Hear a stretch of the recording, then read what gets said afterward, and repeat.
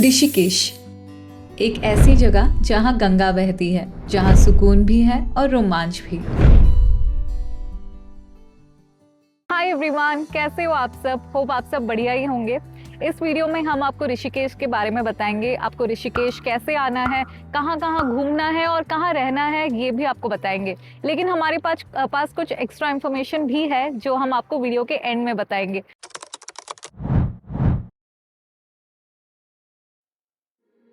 ऋषिकेश पहुंचने के लिए हमने बैंगलोर से देहरादून की फ्लाइट ले ली, जो कि 3 घंटे की थी।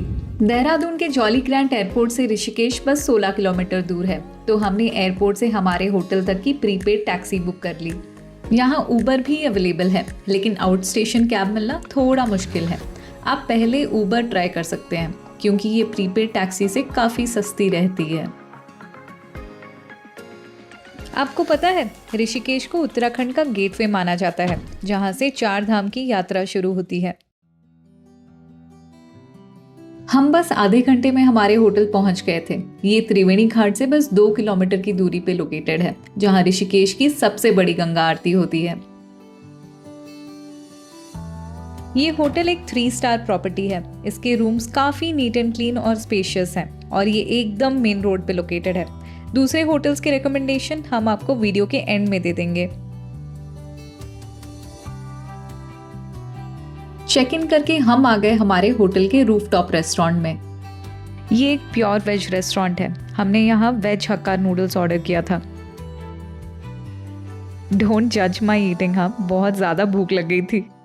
हमारा पहला प्लान तो त्रिवेणी घाट की आरती देखने की थी, पर अभी काफ़ी लेट हो चुका है। वहाँ की आरती शाम 6 बजे चालू हो जाती है, तो आरती देखने हम फिर से यहाँ कल आएंगे। पर आज घाट पर गंगा माँ के दर्शन तो कर ही सकते हैं।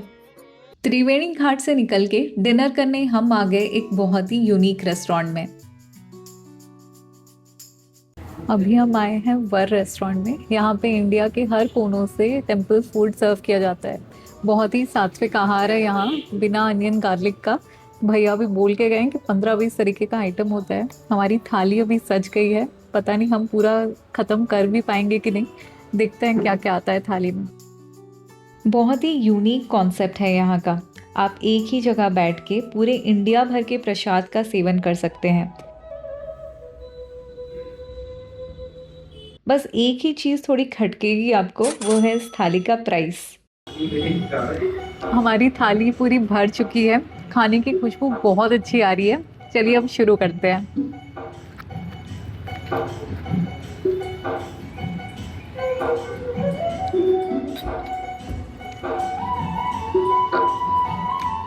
बहुत अच्छा टेस्ट है, बहुत ही ज़्यादा अच्छा है।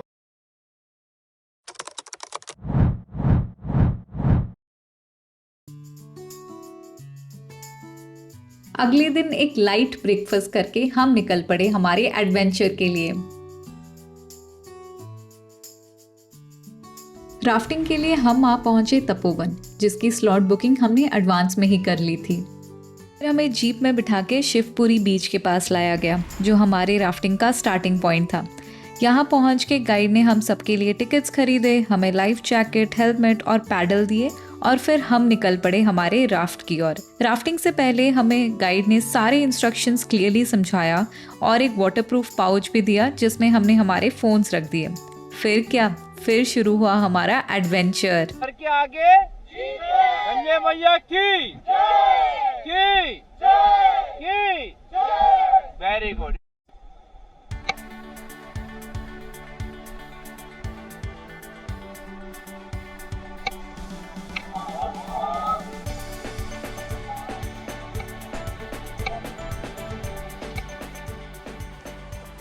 हमें कुछ 5 रैपिड्स मिले और सारे ही ज़बरदस्त थे।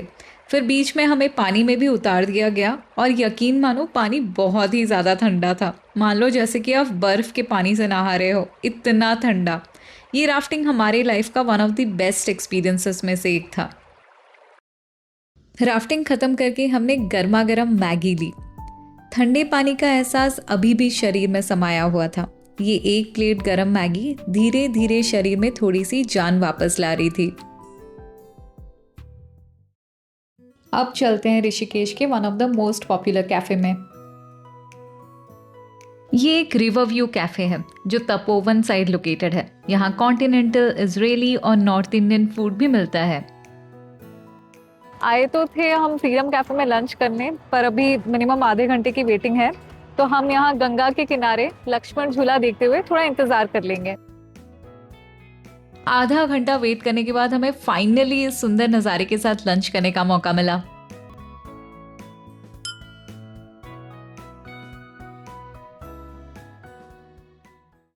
खाना हमें एवरेज लगा यहाँ, but full marks for ambience and view. पर आज का मेन हाईलाइट अभी बाकी है।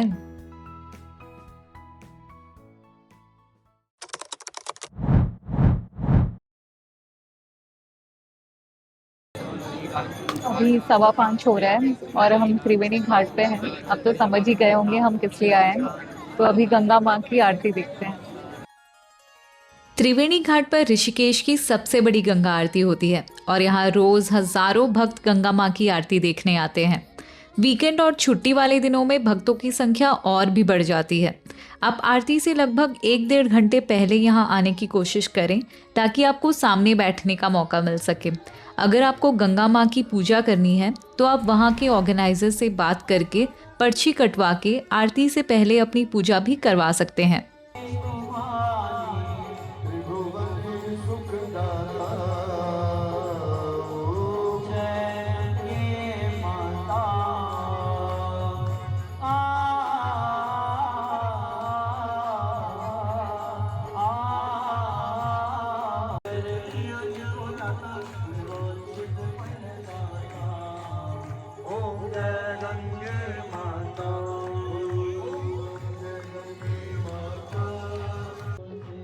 आरती के तुरंत बाद यहाँ कीर्तन चालू हो जाता है, जहाँ लोग गंगा माँ की भक्ति में झूमने लगते हैं।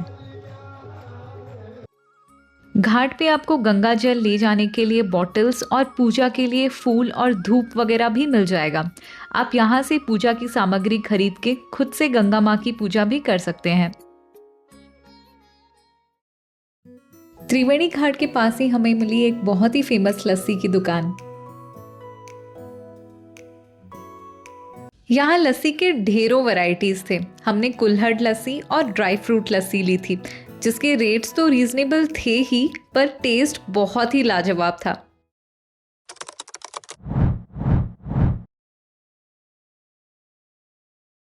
ये है आज का हमारा ब्रेकफास्ट पॉइंट।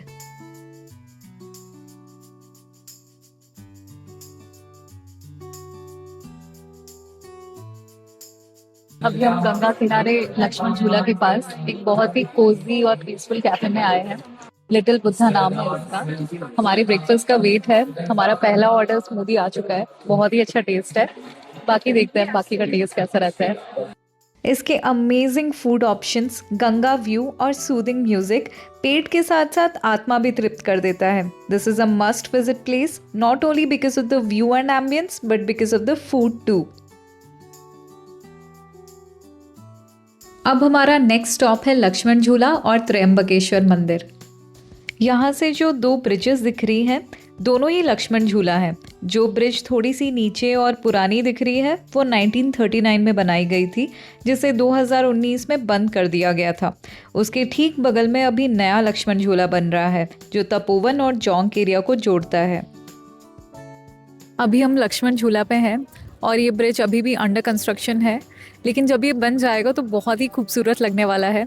वहाँ पे उसका व्यूइंग डेक है जहाँ सामने आप गंगा मैया देख सकते हैं। बहुत ही खूबसूरत नज़ारा है। ये है 13 मंजिला त्र्यंबकेश्वर मंदिर जो लक्ष्मण झूला के ठीक बगल में है। मेरे पीछे आप देख सकते हैं ये है त्र्यंबकेश्वर महादेव जी की मंदिर। ये एक 13 मंजिला मंदिर है जहां अन्य देवी देवताओं को भी पूजा जाता है। यहाँ पे छोटे छोटे शॉप्स बने हुए हैं जहां से आप धातु, रुद्राक्ष या सुवेनियर्स भी खरीद सकते हैं। मेरे सामने आप देख पाएंगे गंगा जी का एक बहुत ही पैनोरामिक और खूबसूरत सा व्यू। मेरे पीछे एक घाट है जहाँ से राफ्टिंग भी की जाती है और मंदिर के ठीक सामने आपको सत्य साई घाट भी दिखेगा जहाँ पे आप शांति से बैठ के मेडिटेट कर सकते हैं, योगा कर सकते हैं या बस गंगा जी की खूबसूरती को निहार भी सकते हैं। फिर लंच करने हम आ गए गंगा व्यू कैफ़े। ये भी एक और रिवर व्यू कैफ़े है जहाँ इंडियन डिशेस से लेके यूरोपियन, इटालियन, एशियन सब मिलता है। त्र्यंबकेश्वर मंदिर के बाद अभी हम आ गए हैं लंच करने के लिए। ये और एक बहुत ही कोजी और सुंदर सी कैफे है, बस मंदिर से कुछ 100 मीटर दूरी पे है। हमारी प्लेट सज गई है, आप देख सकते हैं इतना वैरायटी ऑफ खाना है और इतना कलरफुल और सुंदर लग रहा है ये। बस हम अभी लंच एंजॉय करेंगे, फिर आपको बताएंगे नेक्स्ट हम कहाँ जा रहे हैं। खाना एक्सेप्शनल था यहाँ, स्पेशली ये केक। ये कैफ़े आप अपने बकेट लिस्ट में ज़रूर ऐड करें। अभी हम जा रहे हैं राम झूला देखने, फिर परमार्थ निकेतन जाएंगे।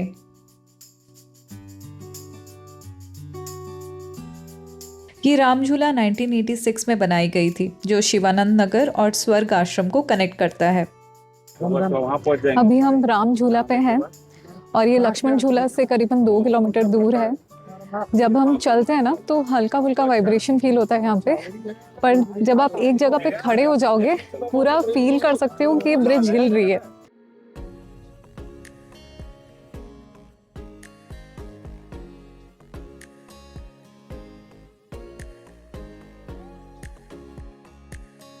राम झूला के पास एक बहुत ही पुरानी और फेमस रेस्टोरेंट है, चोटी वाला।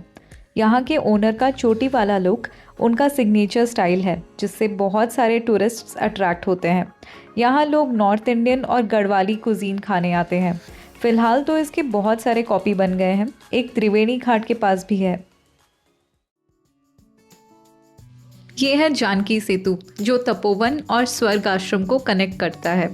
जब आप राम झूला और परमार्थ निकेतन तरफ जाएंगे तो आप इस ब्रिज से होके गुजरेंगे। अभी हम आए हैं परमार्थ निकेतन। सड़क के किनारे हमें दिखे रामफल, जो यहाँ बहुत फेमस है। ये खाने में थोड़े कच्चे लगे हमें, पर इसका टेस्ट ठीक था। अभी शाम के 5:15 हो रहे हैं। मेरे पीछे आप देख सकते हैं परमार्थ निकेतन। यहाँ पे भी गंगा माँ की बहुत ही भव्य आरती की जाती है।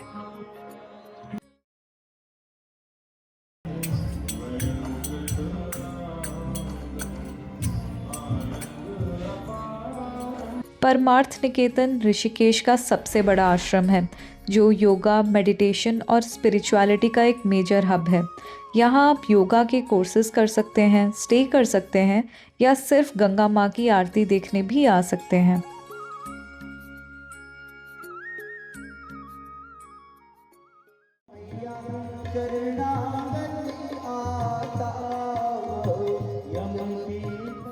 यहाँ की आरती में एक अजीब सा सुकून है। भक्ति और अध्यात्म का एक अद्भुत संगम है यहाँ। शाम ढलते ही जानकी सेतु रोशनियों से सज जाती है, मानो गंगा नदी के ऊपर किसी ने एक सुंदर सा चित्र रच दिया हो। अगले दिन हम आ गए बीटल्स आश्रम। बीटल्स आश्रम को 84 कुटिया भी कहा जाता है, और वो इसलिए फेमस है क्योंकि यहाँ दी बीटल्स बैंड 1968 में महर्षि महेश योगी से मेडिटेशन सीखने आई थी, जिसके दौरान उन्होंने अपने करियर के सबसे आइकॉनिक गाने लिखे, जो बाद में वाइट एल्बम का हिस्सा बने।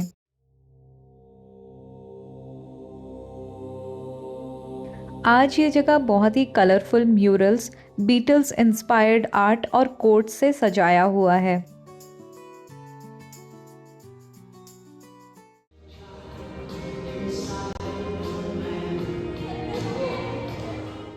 ये बीटल्स आश्रम के 84 कुटिया हैं, मतलब 84 मेडिटेशन चैम्बर्स, और हर चैम्बर अपना एक योगा पोस्चर या पोजीशन को रिप्रेजेंट करता है। और यहाँ के जो पत्थर हैं वो लोकल रिवर से पत्थर ला के यहाँ पे चैम्बर्स बनाई गई है। वैसे यहाँ ज़्यादा टाइम स्पेंड करने के लिए कुछ बचा नहीं है, तो आप 1 घंटे में ये पूरी जगह आराम से कवर कर सकते हो।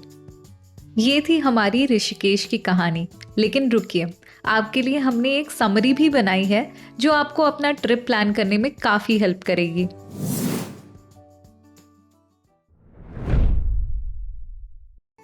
वैसे तो ज़्यादातर टूरिस्ट यहाँ मार्च और जून के बीच में आते हैं, लेकिन अगर आपको सर्दियों का मज़ा लेना है तो आप अक्टूबर से फरवरी के बीच में भी यहाँ आ सकते हो। लेकिन उस टाइम आप ध्यान रखना कि यहाँ पे ठंड थोड़ी ज़्यादा रहती है, स्पेशली सुबह और रात के टाइम पे, तो आप सर्दियों के कपड़े लेके यहाँ ज़रूर आना। जुलाई से सितंबर मानसून का सीज़न रहता है, तो उस टाइम आप यहाँ आना थोड़ा अवॉइड कर सकते हो। अगर आप फ्लाइट से आते हैं तो यहाँ का नियरेस्ट एयरपोर्ट देहरादून का जॉली ग्रांट एयरपोर्ट है। आप वहाँ तक आके फिर ऋषिकेश के लिए कैब या उबर ले सकते हैं, आपको एयरपोर्ट से इजीली मिल जाएगा, क्योंकि ऋषिकेश देहरादून से कुछ 25-30 किलोमीटर ही दूर है। अगर आप ट्रेन या बस से आना चाहते हैं तो आप दिल्ली तक आ सकते हैं। फिर दिल्ली से आपको बहुत सारे ऑप्शंस मिल जाएंगे बस और ट्रेन का।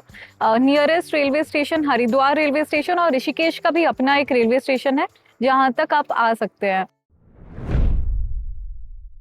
अगर आप बैकपैकर या बजट ट्रैवलर हैं तो आप तपोवन के साइड में रह सकते हैं, जहाँ पे आपको बजट में बहुत सारे हॉस्टल्स, होम स्टेज और होटल्स मिल सकते हैं।